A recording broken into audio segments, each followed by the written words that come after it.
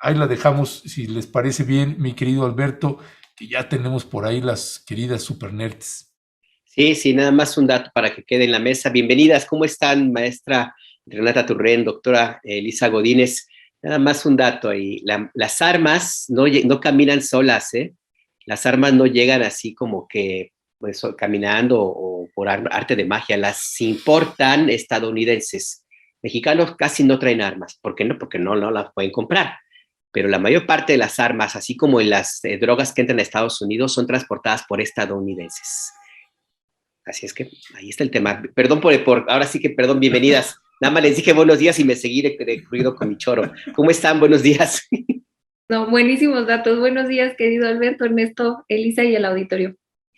Hola, queridos todos. Estás en tu programa, Alberto, ahora sí que... No, eso es espacio, perdón por invadirlo. No, que va. Saludos a todos.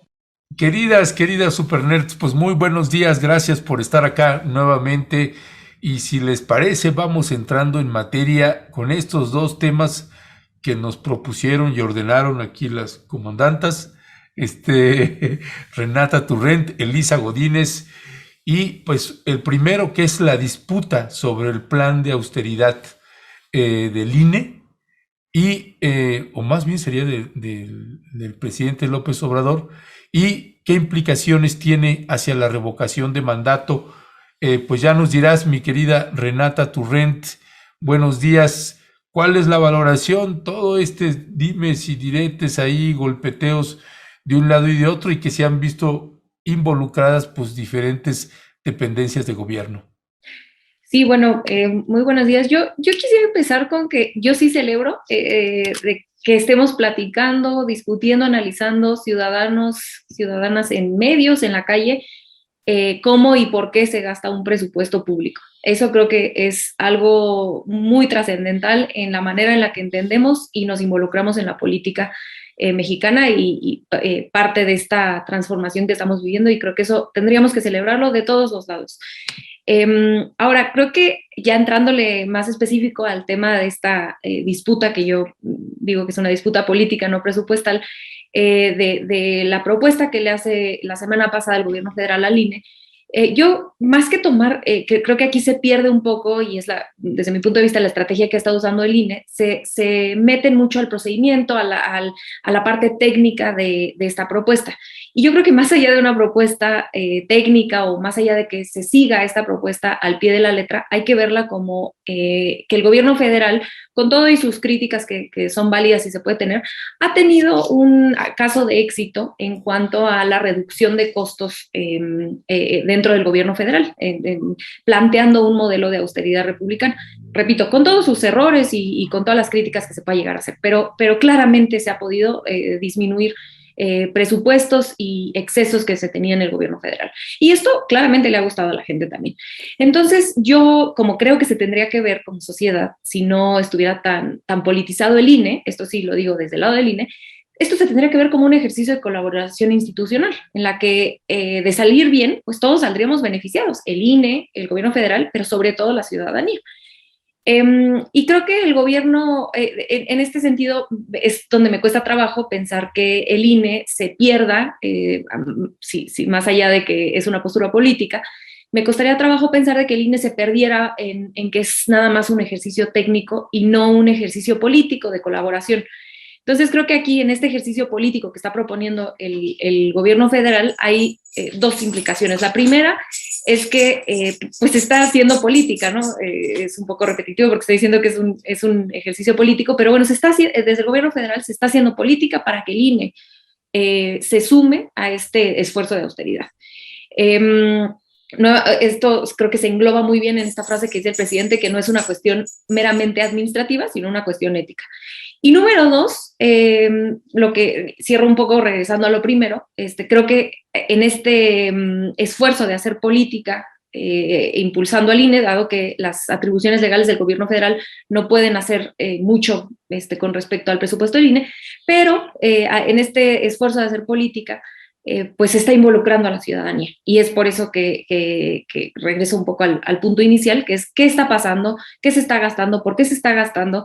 E incluso ayer, y a mí si nos da el espacio, me encantaría poder entrar un poco a lo que se presentó ayer, de que es el INE es el instituto electoral más caro de Latinoamérica, y que hoy ya el INE salió a desmentir. Yo ahí traigo algunos datos que me guardo para la intervención posterior, pero creo que lo valioso, repito, de esto es que estamos analizando un presupuesto público, que no es cosa menor, ¿no? Es una formación política a la nación, creo yo, y muy importante, y que al final de cuentas eso es lo que no están pudiendo ver, en específico estos dos consejeros que han sido muy, muy ruidosos, Murayama y Córdoba, y que creo que han hecho varios errores políticos, pero principalmente esta muestra de frivolidad ante estos esfuerzos que se están tratando de hacer desde otras instancias para reducir el costo operativo del INE y poder hacer una revocación de mandato como la mandata la Constitución.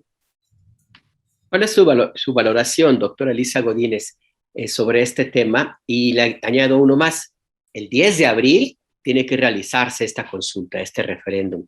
Faltan poco más de 2 meses. Y si la Constitución establece, y de acuerdo con las resoluciones legales hasta ahora planteadas, el INE está obligado a cumplir con ese mandato, se tiene que instalar la cantidad de casillas igual a la que hubo en la elección federal inmediata anterior. Hablamos de más de 160,000.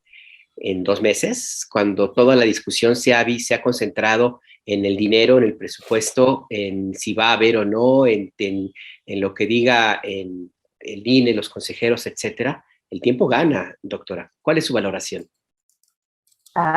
Siempre me encantan sus planteamientos, porque nos meten un grado más de complejidad. A ver, yo lo que creo es lo siguiente.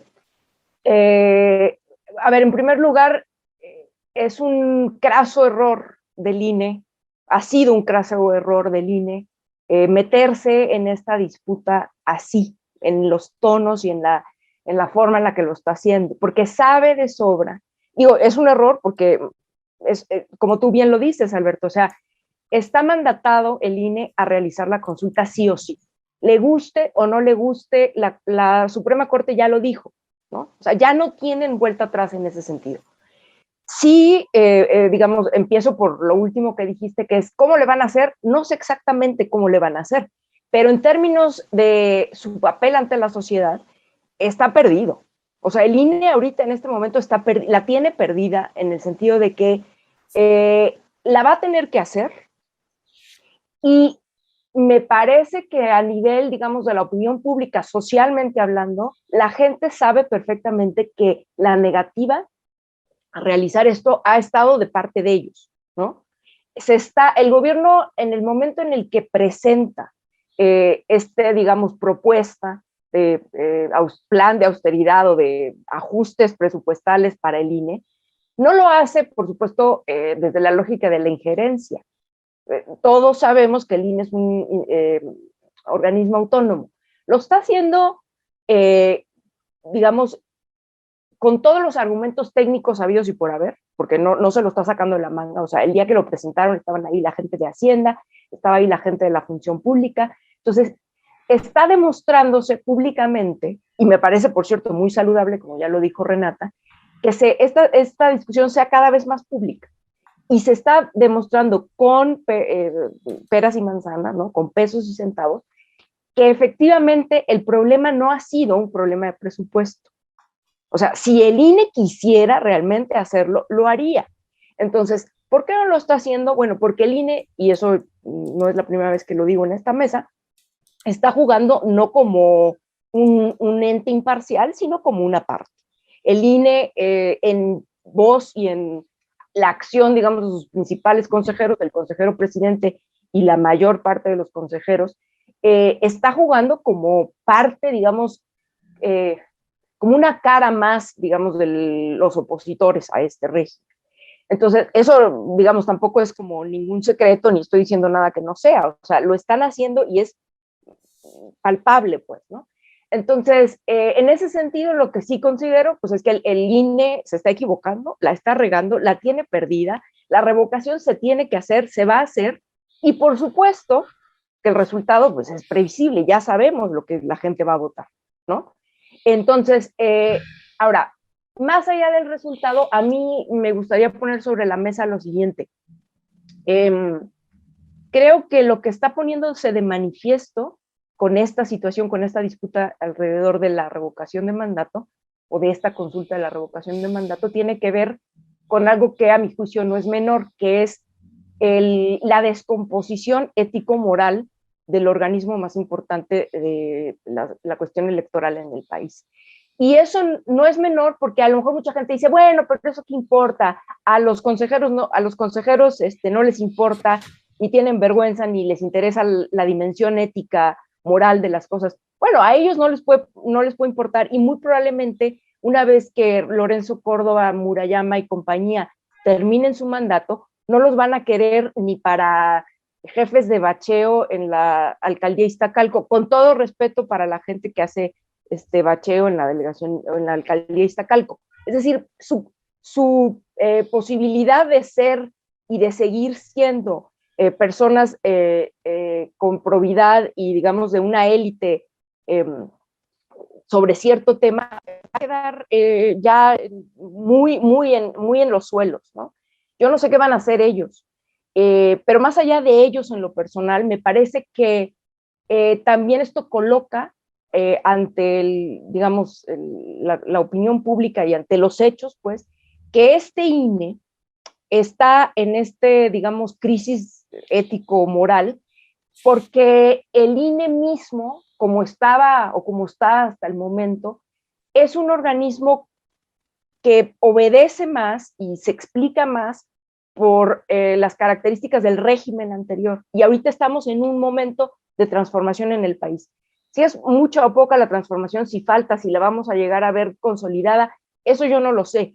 Pero lo que es un hecho es que este INE, tal como está, ya no sirve al momento actual de país. Y cuando digo no sirve, no me refiero que haya que tirarlo a la basura, sino que el INE, por ejemplo, junto con otros organismos autónomos y el Poder Judicial, han sido las instancias que se han negado sistemáticamente a entrar al tema, digamos, de la austeridad, ¿no? Y al combate a la corrupción, que es una de las cosas que la gente votó en el 2018. No era un invento, no fue algo que llegó López Obrador y se lo sacó de la manga. Quienes votamos por él o quien sabían perfectamente que esa era una de las banderas de su gobierno. Entonces, qué sintomático que sean estas instancias las que se han negado a entrarle, digamos, a esta nueva situación, a estas nuevas condiciones de país, ¿no? Ya está, ahí lo dejo.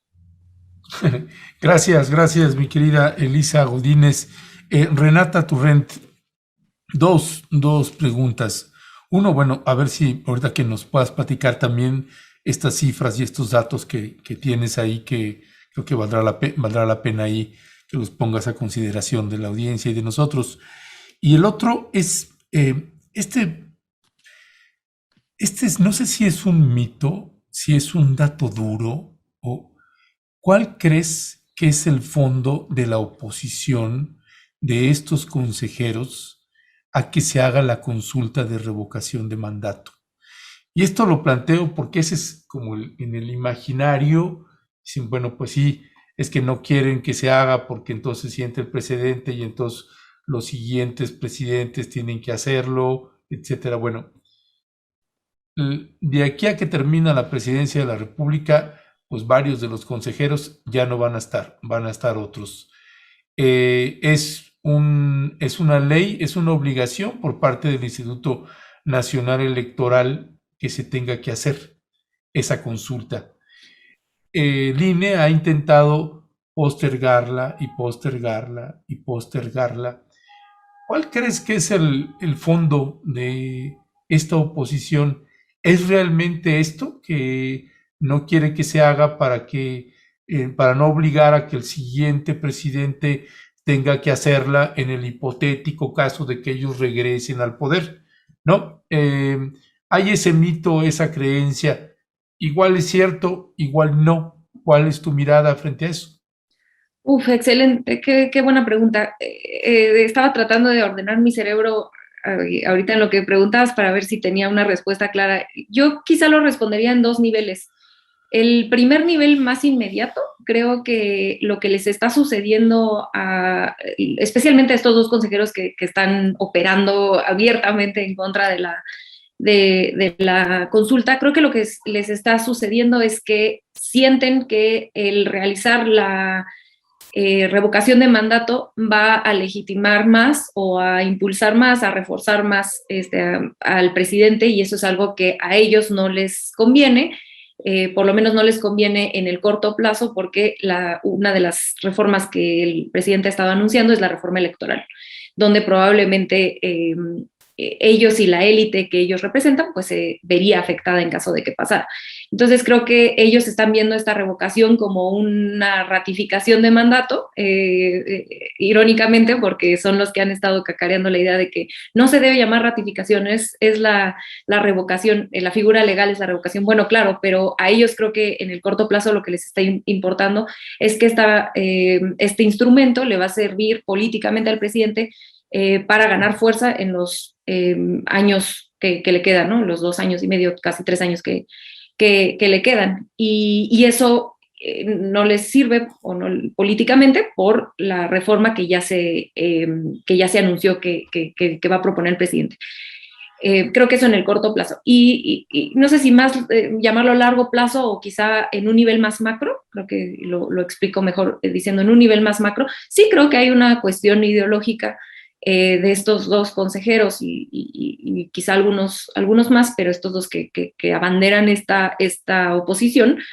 Sí creo que existe esta razón ideológica política de que esta clase política que gobernó a México por mucho tiempo, que son aliados políticos de ellos, pues en un futuro de regresar, tendrían este bache o este instrumento, o la población tendríamos este instrumento para que no pudieran ejercer el poder de la manera en la que la ejercieron Calderón y Peña, que son los ejemplos más concretos porque los tenemos aquí, que probablemente, por lo menos en el caso de Peña, este instrumento hubiera servido para echarlo después de la mitad de su sexenio. Entonces yo lo contestaría en esos dos niveles, quizá no macro y el anterior llamarlo un poco más de corto plazo. Pero realmente es una cuestión de ideología, doctora Elisa Godínez, o un posicionamiento acerca del futuro político, una incomprensión o la pérdida de intereses por parte de grupos poderosos y que tenían todas las de ganar en el pasado y que ahora lo quieren recuperar, o estamos ante algo más amplio. Se lo pregunto, doctora, porque en esta discusión me inquieta el que el debate se concentre demasiado en los números, en los pesos y los centavos, y eso nos reduce mucho el margen del debate, del análisis, porque lo que está de fondo es un modelo mayor, que está en crisis, y es el modelo de la representación política que hemos tenido hasta ahora, los partidos políticos, ni más ni menos. Y ahí mismo la discusión también se concentra en el dinero, que recibe muchos recursos y hay quienes abogan porque ya se corte el financiamiento a los partidos. El mismo Lorenzo Córdoba ha dicho, el INE es caro, pero no por el INE, sino por los partidos. Esto como que se pierde de vista en la realidad del país en el que vivimos. Si no hay financiamiento público, y eso usted lo sabe mejor que yo, doctora, se abre la puerta para que el financiamiento, que ya de por sí es muy extraño y bastante jugoso en algunos casos, el financiamiento de grupos de poder como narcotráfico, como bandas de delincuencia organizada, empresarios, metan su cucharota en un sistema democrático que está todavía en pañales a pesar de todo este tiempo que hemos pasado. Está en crisis este modelo. ¿Cuál es el riesgo que ve usted? Ojo, hace mucho que no tenemos la predominancia de un solo partido en la geografía del espectro político nacional. Morena se va para allá. Morena está caminando para allá. Antes era el PRI, ahora es Morena. ¿Nos conviene, nos sirve en esta crisis, en este escenario previsible que tenemos para 2022, doctora? Me parece súper importante lo que planteas, Alberto, y estoy muy de acuerdo con lo que dices. Yo creo que la discusión tiene que ir mucho más allá de los pesos y los centavos. Entiendo que es importante, por supuesto que eso está poniendo sobre la mesa lo que hemos dicho, de la, digamos, la crisis moral, ético del INE y demás, digamos, que contrasta además mucho con un gobierno cuya bandera es digamos, la lucha contra la corrupción, y que además contrasta con el hecho de que el gobierno mismo, este régimen, ha sido capaz, a partir, digamos, de la lucha contra la corrupción y de los ajustes presupuestales para evitar los dispendios, lograr aplicar, digamos, todos esos ahorros en cosas muy tangibles para la gente, ¿no? Entonces eso también contrasta mucho. Pero yo creo que lo que dices es fundamental, es muy importante. Yo incluso lo planteaba en unas conversaciones que tuve este fin de semana o el día de ayer, ya no recuerdo. Un poco sobre esto que tú estás diciendo, yo lo fraseé de esta manera. Al final, una de las cosas que tendría que estarse discutiendo es el altísimo costo de la democracia en este país. Y cuando digo el costo de la democracia, no me refiero a los costos de los sacrificios que se tienen que hacer, sino no es posible, dada la circunstancia que tú mismo has dicho perfectamente, las caracterizado. Es decir, estamos en un momento en el que, por un lado, los partidos políticos están en una crisis también. O sea, el modelo de partido político, lo que la gente espera, quiere y anhela de un partido político. Es decir, los partidos políticos, digo, tal vez un poco Morena por las circunstancias de ser, digamos, el partido en el gobierno, por decirlo de algún modo, se salvaría un poco, y eso entre comillas. Pero es decir, socialmente, los partidos políticos están en uno de los momentos más altos de desprestigio.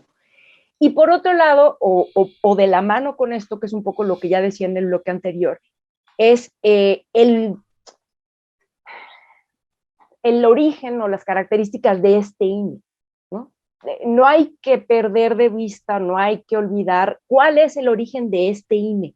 Y cuando digo el origen me refiero a que este INE es producto, ¿no?, de un pacto transeccional entre dos partidos fundamentalmente, entre el PRI y el PAN, que ahora están en desgracia y ahora han perdido todo, y etcétera, etcétera.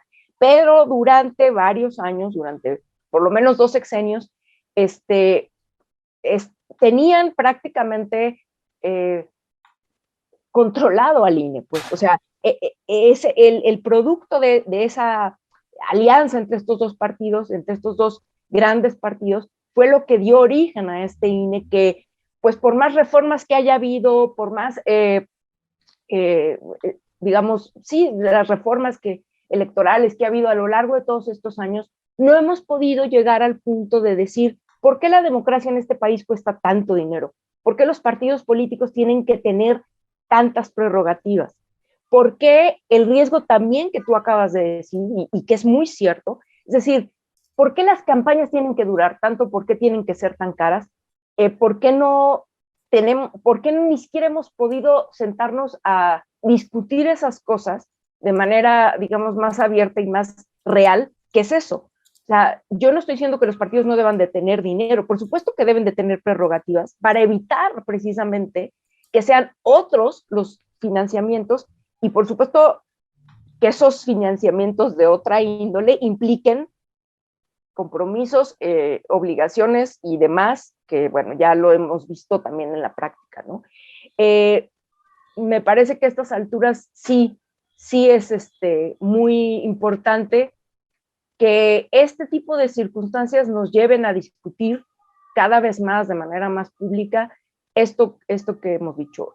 El costo de la democracia, por un lado, y por otro lado, insistir en que la profundización de la democracia pasa también por impulsar estos otros mecanismos de democracia participativa, y no solamente se circunscriba todo a la cuestión de las elecciones, ¿no?, sino que también se apoye y se profundice en estos otros ejercicios. Gracias, mi querida Elisa Godínez. Renata Turrent, pues ahora sí, las cifras y los datos que querías comentar. Sí, nada más si pudiera quizá ligarlo un poco a la pregunta anterior, con que por supuesto que hay una discusión de fondo que no es sencilla y creo que nadie tiene una respuesta sencilla de cómo manejar esta nueva propuesta de austeridad y en específico la parte de los partidos políticos, porque ahí tenemos el ejemplo de Estados Unidos y qué sucede cuando el dinero privado entra a financiar campañas, acaban atendiendo tanto demócratas como republicanos a industrias millonarias, ¿no? Y no a la gente. Entonces, a mí me parece eso quizá más problemático que el mismo gasto que hoy tenemos, pero bueno, quiero decir, creo que no hay una respuesta sencilla, pero que este tipo de discusiones de meternos al presupuesto, de ver qué y por qué se está gastando, es, repito, muy, muy valioso porque podemos empezar a pensar de una manera colectiva qué modelo podemos proponer para un país como el nuestro. Ahora, lo que yo quisiera tocar de algunos datos va en dos sentidos. El primero es el de los sueldos de los consejeros, que puse justamente ahorita en un tuit antes de empezar la mesa, porque creo que es relevante hablar de esto por una razón muy sencilla. Creo que se ha hecho una campaña por parte de la oposición diciendo que Morena, el presidente, está en contra del INE. Y creo que esto es falso. Creo que la batalla política es en contra de la élite del INE. Eso sí hay una batalla política abierta, una disputa política en contra de esta élite del INE. ¿Por qué? Porque hay diferencias que no vemos en otras partes de la administración pública, por lo menos del gobierno federal, sí, como decía Elisa, muy probablemente en el Poder Judicial. Estos datos los saqué yo con esta tablita, pues la hice yo para este programa con datos de la Cámara de Diputados.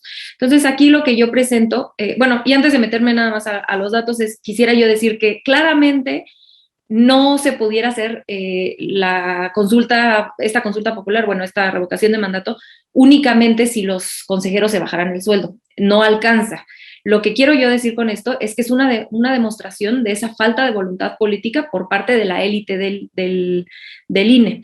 Y aquí les va, porque hay una diferencia, creo yo, inmoral y grotesca. Aquí están, les pongo yo, los sueldos de los consejeros, que son 262,000 pesos al mes, todo esto es mensual. Además les dan apoyos por combustibles, por alimentos de casi 12,000 pesos.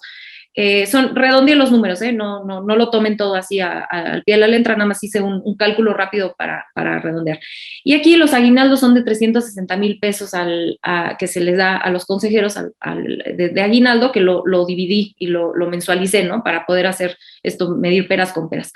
Entonces, el total de lo que están teniendo, lo que están recibiendo los consejeros es más o menos 300,000 pesos al mes, ya contando el aguinaldo, pero sin contar todos estos seguros de los que se habló: seguro médico, seguro de gastos médicos mayores privados, seguro de vida, seguro de cuando se van, no sé, un montón de seguros, ¿no? Eso no lo cuento porque no encontré los datos. El sueldo de los trabajadores con los que te ayudan en los módulos a credencializar es de 7,600 pesos. Entonces, si tú divides esto, el puro sueldo, los 262,000 entre los 7,000, te da 34 veces. 34 veces está ganando. A mí me parece grotesco que de punta a punta, porque, bueno, probablemente hay trabajadores del INE que ganen todavía menos de esos 7,000, pero bueno, los funcionarios, por lo menos, o los trabajadores del INE con los que tenemos contacto, que son los que nos ayudan a credencializar, están ganando 34 veces menos que los consejeros. Y eso creo yo que es grotesco. Si lo comparamos con la administración pública federal, el presidente gana ciento tantos mil pesos, y un puesto inicial en el gobierno federal, pues anda en los 10,000 pesos, ¿no? Es una diferencia de 10 veces, que no me parece tan grotesca como esta. Ahora, si le aumentamos este aguinaldo, el combustible y los alimentos, y repito, ni siquiera agregamos los seguros, es un poco más de 40 veces, ¿no? 40 punto y tantos veces. Me parece a mí un número que moralmente es incorrecto para la base de trabajadores del INE, que son quienes sí están haciendo ese trabajo necesario de credencialización, de recepción de documentos, etc. Esos son unos datos. No sé si en la siguiente o de una vez me aviento sí, quizá en la siguiente, ¿verdad? La discusión del instituto electoral más caro de América Latina, porque creo que aquí ha habido una disputa, ha habido información, no sé si llamarla incorrecta, pero por lo menos verificable de los dos lados, ahí sí, ¿no? Creo que lo que se presentó ayer en presidencia tuvo sus errores también, pero no sé si quieran que lo guardemos para la siguiente y dejar a Elisa que comente o como ustedes me digan.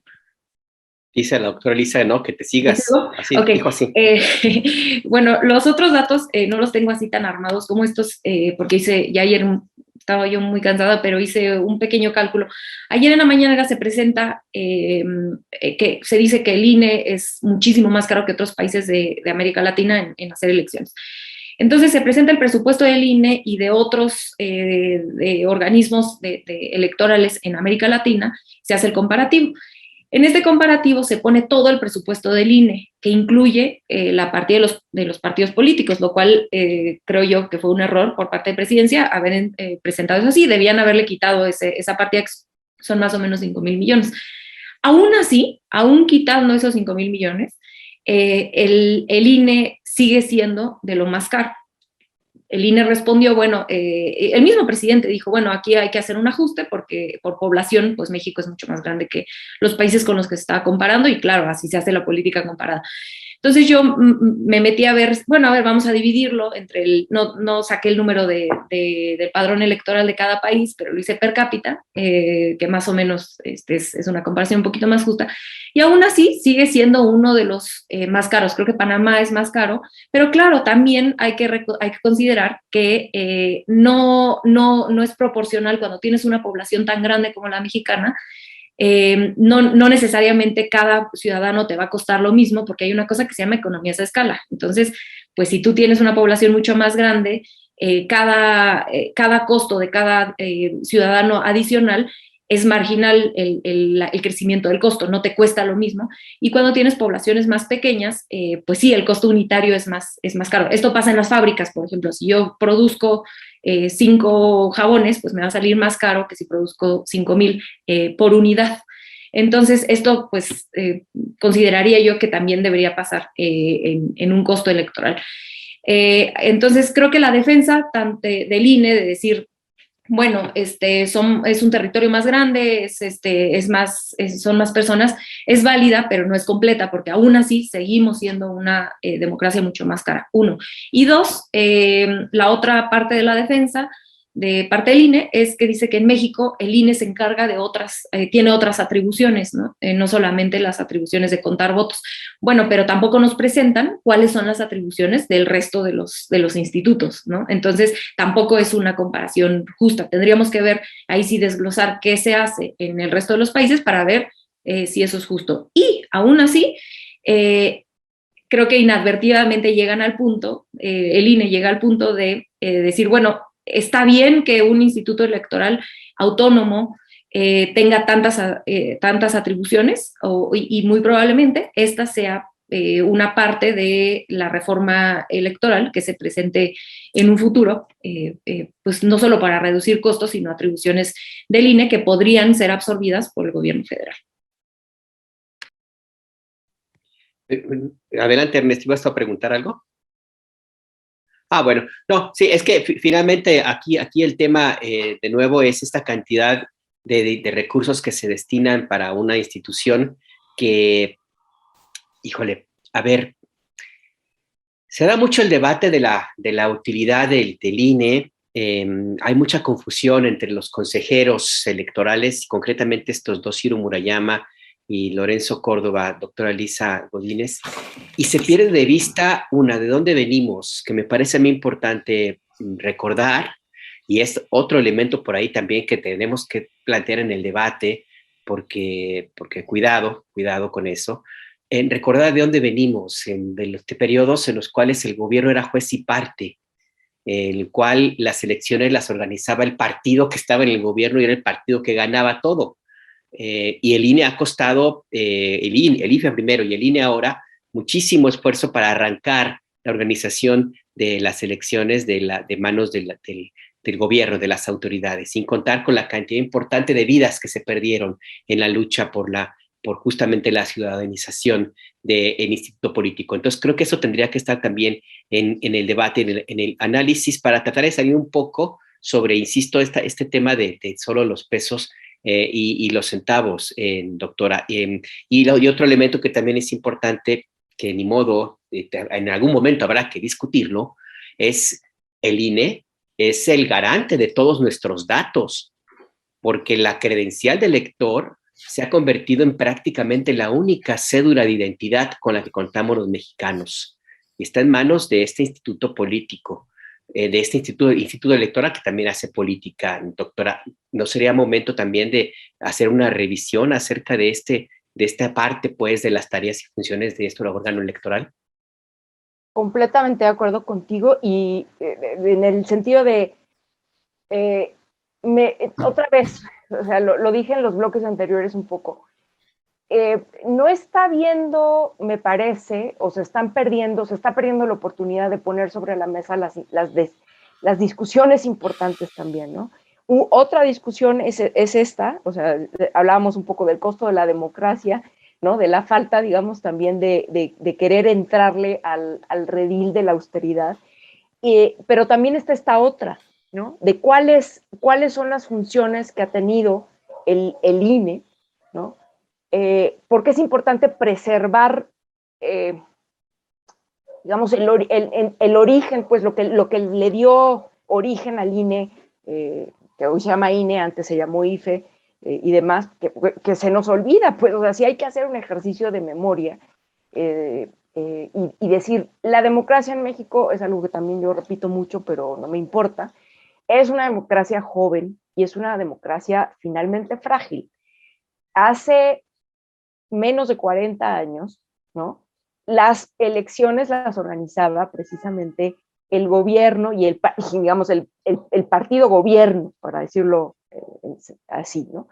En otros países no es problemático que el gobierno organice las elecciones porque no teníamos, no tienen, como se tuvo en este país, un antecedente de un partido que estuvo en el poder por más de 7 décadas, ¿no?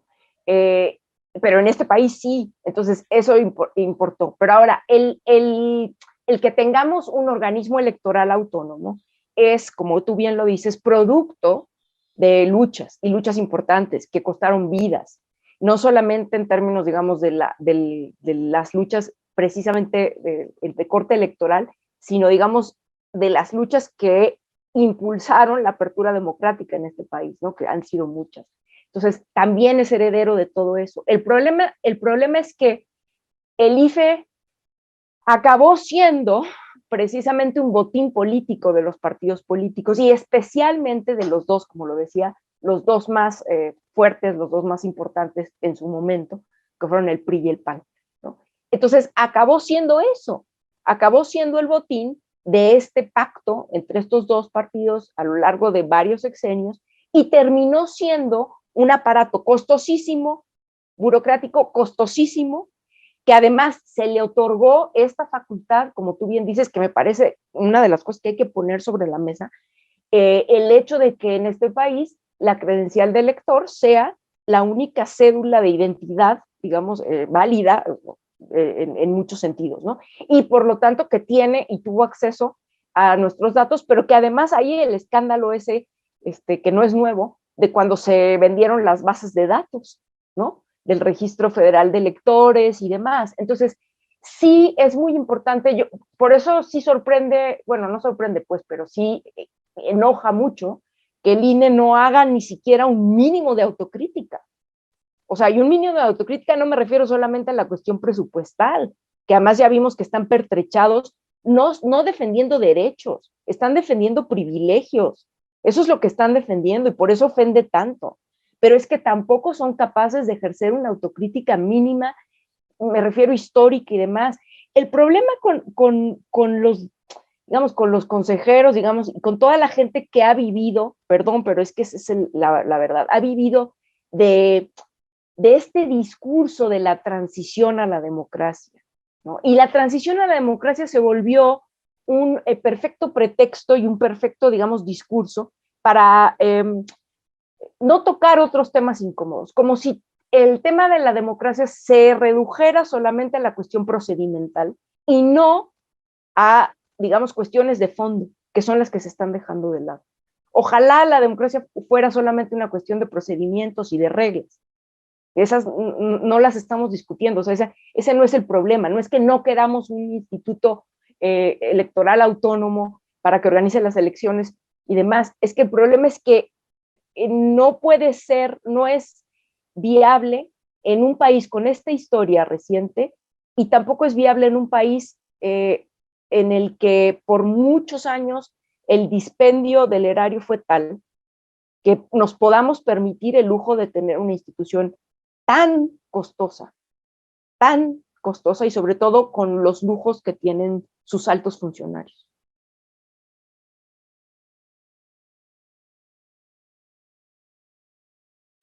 Pues es un tema que va a seguir dando muchísimo de qué hablar, se nos acaba el tiempo. Quisiera pasar al siguiente tema, mi querida Renata, Elisa, y es pues este gobernador y la primera dama de Nuevo León, Mariana y Samuel, pues vaya que dieron mucho de qué hablar, pues con esta adopción temporal o no sé, recibimiento ahí de un fin de semana de un niño y que vaya campaña publicitaria que se montaron este par, que hay que reconocerlo, tienen una buena agencia de publicidad porque vaya que las imágenes pues dieron vueltas y vueltas y vueltas y ya lo abordarán ustedes ahorita a profundidad, mientras a unos nos puede causar indignación, pues otro gran sector no, a otro gran sector le gustan estas imágenes. Así que, ¿qué decir al respecto, Renata Turrent? Yo, dos cosas. La primera, como más inmediata al acto, yo desde mi punto de vista híjole, hasta escalofríos me da de ver al bebecito ahí cambiando. Creo que cualquier persona que sepa un mínimo de teoría de apego de un ser humano, de un bebé, bueno, esto le debería parecer reprobable y hasta escalofríos dar de pensar el daño emocional que le están haciendo a un niño solamente por fines políticos, ¿no? Llevarte a un niño un fin de semana a su casa, a un niño que no tiene un hogar estable, ¿no? Cuando un bebé necesita estructura y estabilidad.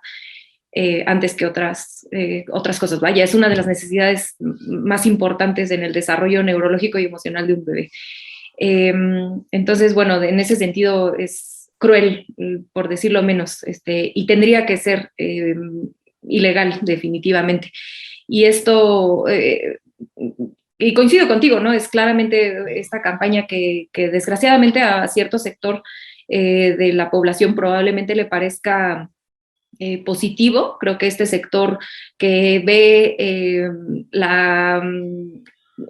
pues como las acciones personales por encima de las acciones de gobierno como lo que tendría que ser para mejorar una sociedad, los filántropos y todas estas cosas como muy importadas de Estados Unidos, de que el esfuerzo de una persona rica va a cambiar las cuestiones estructurales de un país, cuando sabemos por datos que eso no es cierto.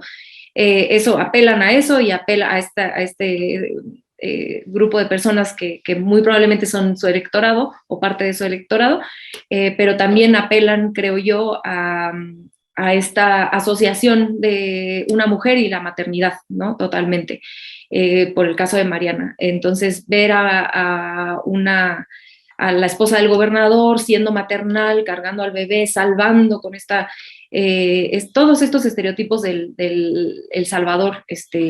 Los salvadores, bueno, capitalizan claramente bien, o sea, bien me refiero a mediáticamente.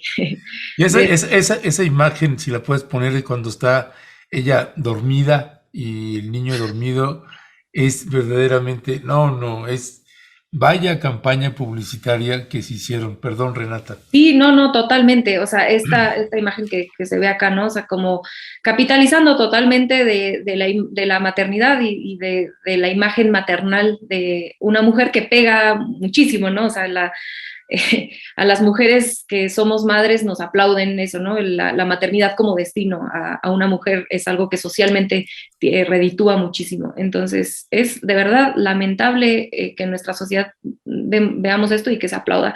A mí de verdad me da escalofríos y para mí me pega horrible porque pienso mi bebé quizás un poquito más grande que ese bebé y pensar en que lo estén votando de casa en casa por likes y fines políticos. Ay, no puedo imaginar, es un ser humano, o sea, no puedo, de verdad me causa escalofríos. Pero creo que esto nos lleva y nos debe llevar a un tema más profundo y más estructural, que es ¿dónde están las leyes que protejan a estos niños? ¿Por qué es correcto que unos individuos se lleven a un bebé a su casa por un fin de semana? ¿Dónde están las leyes que protegen? Esto es básico, cualquier psicólogo infantil sabe que esto es un daño a los bebés y dónde están esas leyes que lo protejan. Y creo yo que nos lleva, y esto obviamente sería un tema para una mesa completa, a este modelo tan fallido del DIF y la manera en la que el DIF se divide por estados y entonces hay una corrupción y un descontrol, una falta de apego a los derechos humanos en los DIF estatales. Esto es algo que pasó ahorita, ¿no? Pero hay casos escandalosísimos. Meme Yamel ha estado documentando casos del DIF de Yucatán, de cómo es básicamente una agencia de tráfico de menores. Entonces, yo creo que más allá de quedarnos en la indignación de estas imágenes que por supuesto son indignantes, creo que sería importante que esto nos llevara a una discusión más profunda de qué pasa con el DIF y por qué, es muy obvio el por qué, ¿no? Porque pues no trae votos ni nada, pero es la población más desprotegida porque no representa un capital político para nadie. Pero la verdad es que la situación del DIF de manera local es lamentable y ojalá que esto nos sirviera por lo menos para empezar a pensar en alguna reforma a esta institución pública. Sí, hay que pensar en el DIF, no solamente como una institución a nivel nacional, sino específicamente en los estados. Y me llama la atención, doctora Elisa Godínez, además de pedirle su opinión sobre esto, que yo comparto lo que dice Renata Turrén, es realmente monstruoso lo que hacen esta pareja. Me llama la atención el hecho de que en algunos lugares de los DIF, pues, que están sujetos a la esposa del gobernador en turno o a quien la gobernadora designe, en su caso, corresponde un poco con esa visión de algunas sociedades, una visión paternalista, falsa filantropía, etcétera, acerca de los niños que tienen que llegar a esa institución. Yo recuerdo el caso que hubo hace algunos años en el gobierno de Jalisco, que estaba en manos del Partido Acción Nacional, pero la parte más, si se puede, todavía más derechosa del PAN, donde hubo casos de muchas chicas, adolescentes inclusive, a quienes les quitaron sus niños porque la gente del DIF simplemente dijo, tú no estás capacitada para ser madre. Le arrebataron al niño y se lo entregaron a familias pudientes, en esa idea moralina de imponer la visión de ellos como gobernantes de lo que debe ser la vida familiar en un estado. Y algo parecido podría ocurrir en Nuevo León, donde, según leo, hay mucha aceptación de la gente por lo que hizo esta pareja. Yo le quiero pedir su reflexión sobre este punto y le agrego uno más, si me permite, rapidísimo, doctora. ¿En qué se están convirtiendo estos dos? ¿A qué le tiran? Porque esta publicidad de todo esto no es para convencer a los neoloneses, no. Esto va más allá. ¿A qué le tiran quienes están promoviendo esta imagen? ¿Realmente le ven futuro político a nivel nacional? ¿Qué piensa usted, doctora? Ay, como siempre, buenísimas preguntas. Voy a empezar por lo último que dijiste, Alberto, porque sí me parece importante, digamos, es parte, digamos, del contexto o de lo que explicaría este numerito que vimos el fin de semana. Yo no sé quién específicamente, o bueno, podría saber quién está apostando por Samuel, ¿no? La posibilidad de hacerlo crecer y de hacerlo volverse una figura con posibilidades de mayor, digamos, acceso a mayor poder, ¿no? Yo lo dejo ahí sobre la mesa, la gente sabrá, ¿no? Pero lo que es un hecho es que en este país no podemos ser tan desmemoriados. Hace no mucho tuvimos un telepresidente, un personaje que fue presidente gracias, entre otras cosas, pero sobre todo, al impulso que se le dio para convertirlo en un producto de mercadotecnia, gracias a la televisión, volviéndolo con esta, digamos, vida un poco de telenovela, ¿no? De un galán con una mujer bonita, ¿no? Además, digamos, que se parece mucho, nada más que ahora esto está adaptado, digamos, a las condiciones de consumo de un sector de la juventud, ¿no? Que es como esta influencer, ¿no? La esposa ya no es una actriz, pero es una influencer, ¿no? Que tiene un arrastre importante en redes sociales y que basa su imagen, pues en eso, en los likes y en las interacciones en redes sociales. Entonces, sí me parece delicado, ¿no? Porque es parte, digamos, de esto que explica este tipo de aberraciones que vimos, como las que vimos el fin de semana. A mí me llama la atención, digamos, la parte que no soy abogada, pero que me parece que debería de ser por lo menos motivo de investigación. Dos cosas, dos aspectos. El primer aspecto es el siguiente. ¿Por qué el DIF de Nuevo León permite que un niño que tiene condiciones especiales, que tiene, según entiendo, alrededor de un año, menos de un año, salga? Según lo que yo estaba leyendo, existe, por lo menos en Nuevo León, un programa, una especie de programa de apadrinamiento, le llaman algo así, donde niños mayores de 6 años pueden tener, digamos, este tipo de interacciones de fin de semana con algunas parejas que estén en estos procesos de adopción y demás. Entonces, yo no sé si es legal, si está permitido que niños menores de un año o alrededor de un año con estas condiciones, que además el niño tiene una condición médica particular, se permita. Entonces, de entrada, eso debería de ser motivo de investigación. Y otro motivo de investigación es el hecho de, digamos, el tema de la imagen del niño. El niño no debió de haber, la imagen del niño no debió de haber sido difundida sin más, porque esto va en contra de la Ley General del Derecho de los Niños, ¿no? Por el uso de las imágenes. Yo insisto, no soy abogada, pero ese es un tema que tendría que investigarse.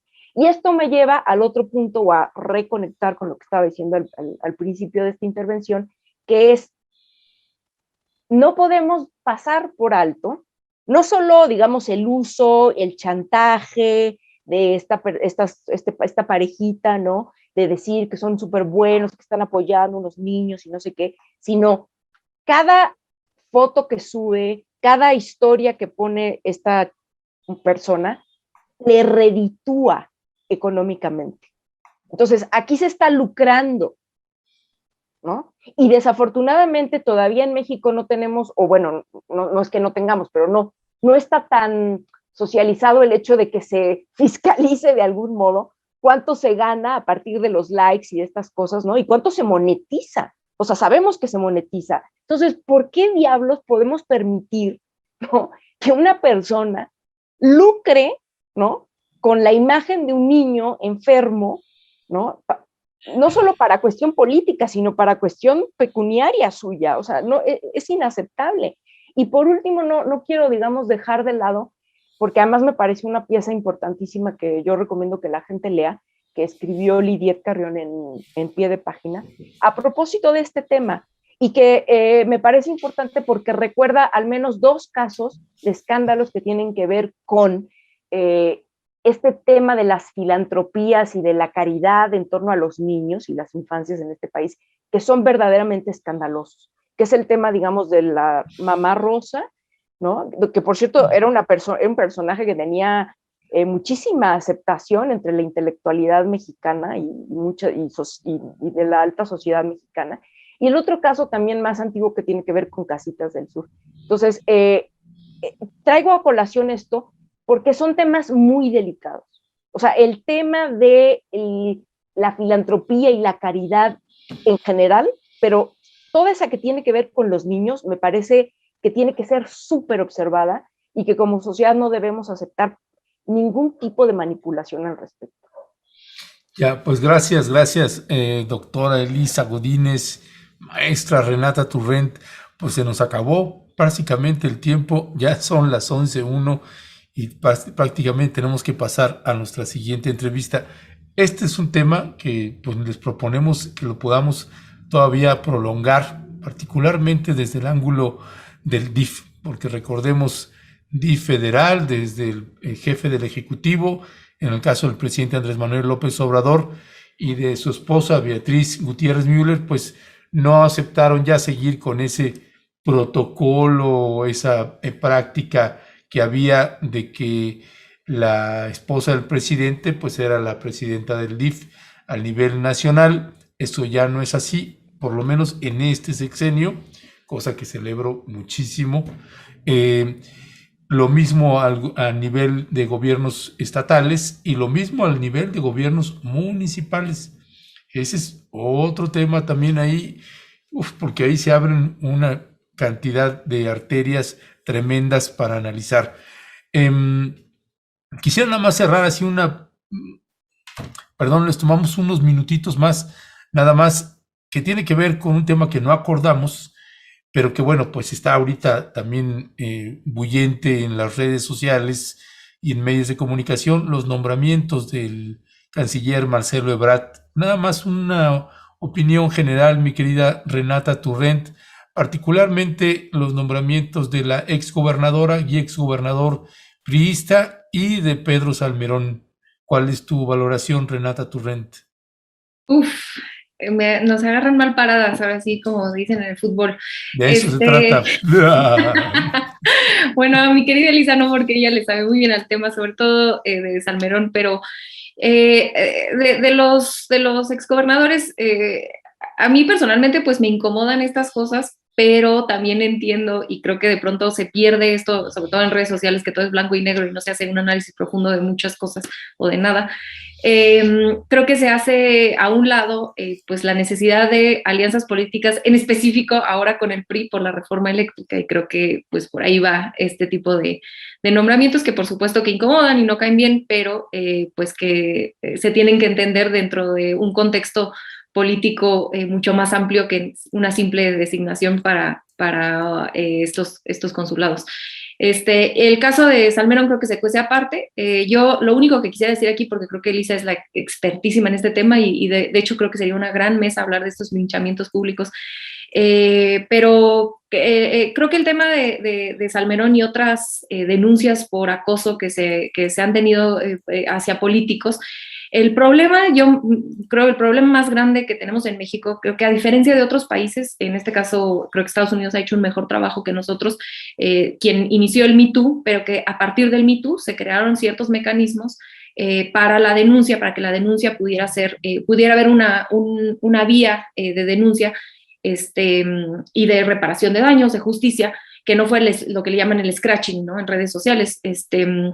Y creo que en México no ha pasado eso. Las personas que nos han acosado, las personas que han sido acosadas, no hay una vía institucional para encontrar justicia. Y la única vía que se encuentra de pronto son estos linchamientos que a veces llevan a muchas injusticias, porque obviamente habrá veces que es cierto, de hecho creo que probablemente la mayoría de las veces son ciertas, pero que también hay personas a las que las linchan sin ninguna prueba y por fines políticos. No estoy diciendo el nombre de nadie, ni siquiera creo que necesariamente alguien famoso, pero hay víctimas de mucho linchamiento público donde ya ni siquiera se presentan pruebas, y muchas veces esto tiene, digamos, ahí también entra Félix Salgado Macedonio. No, yo he sido muy crítica con el tema de Félix. Creo que eso, por supuesto que tiene tintes políticos, pero creo que eso es diferente. Sí, eso fue horrible. Doctora Elisa Godínez, es un tema muy resbaloso de las denuncias públicas a partir de este movimiento del Me Too. Además a ellas dos, no, está buenísimo. No, a ver, yo creo que, mira, por cierto que sería un buen tema, esto lo pongo no para ahorita, sino otro día que quieran, hacer una mesa de una discusión precisamente sobre este tipo de situaciones, de ampliar un poco más la discusión al respecto de qué pasa con estos como campañas de denuncia cuáles son los resultados, qué pasa ahí. Yo creo que eso es un tema buenísimo. Pero bueno, yo, más allá de eso, volviendo al tema, digamos, de los nombramientos o de las propuestas para ocupar estas embajadas y estos puestos en el servicio diplomático.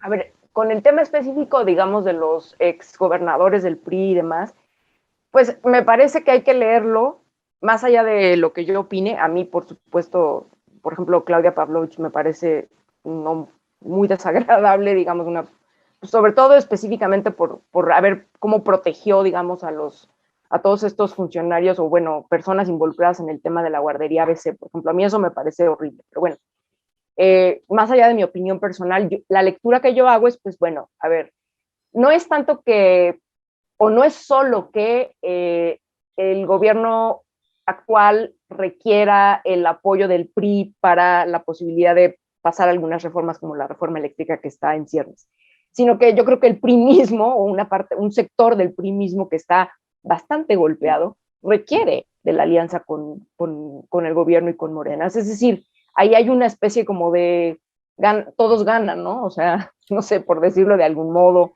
¿no? Desde esa perspectiva. Ahora, si está bien o está mal que se nombre a los ex gobernadores, especialmente el PRI, como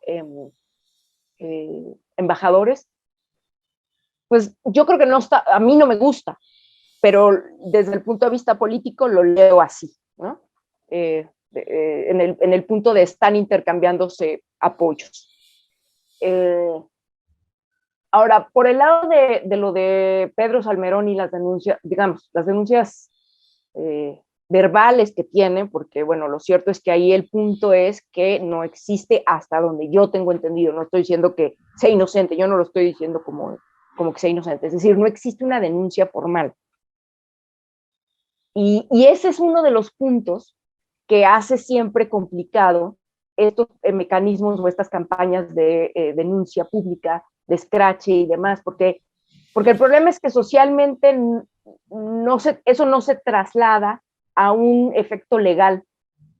El que la gente denuncie en redes, sí, es cierto, es poderoso, por supuesto que es importante, por supuesto que hay que leerlo en parte, digamos, en un contexto de, bueno, de que se están moviendo cosas a nivel social para que quede, digamos, intentar que estas cosas no se queden impunes y demás, pero siempre acaba siendo eso, ¿no? O sea, se hacen las denuncias públicas, pero no existe una materialización a nivel legal, porque pues todavía las únicas vías para poder, digamos, perseguir un delito así, pues es la vía legal, ¿no?